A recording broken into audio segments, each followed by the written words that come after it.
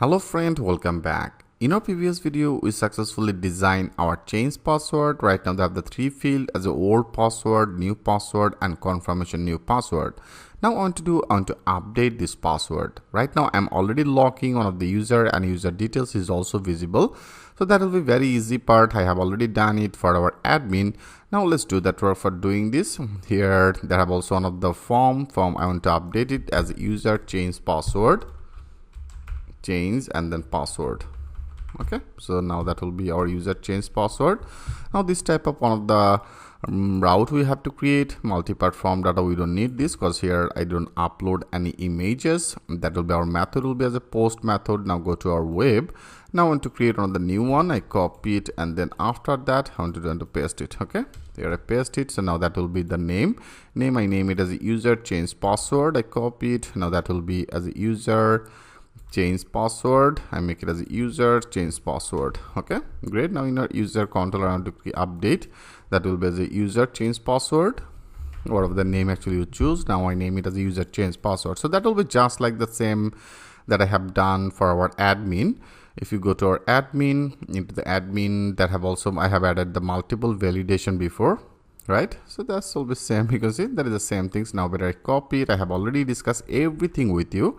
Now I copy it. Now in our user controller, after that I want to paste it. Okay, I paste it. Great. So same process. Now we have to update our method name will be as a user change password, and that will be one of the post method. I want to update that post method.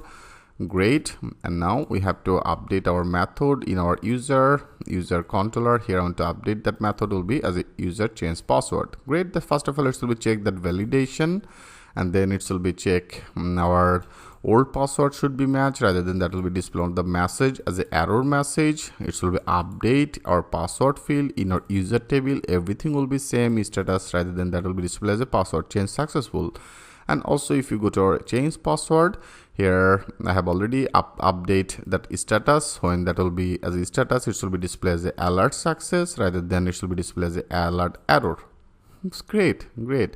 And also individual all that our error message will be displayed. Now let's check this out. Click as a save all, and now if you go on to refresh it, okay, I want to refresh it. First of all I want to make it as empty. Click as a save changes.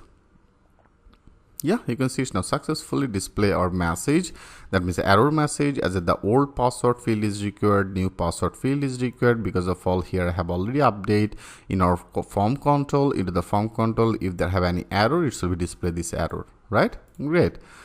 So now I want to check our another functionality. Our functionality I put inappropriate old password, new password I use it.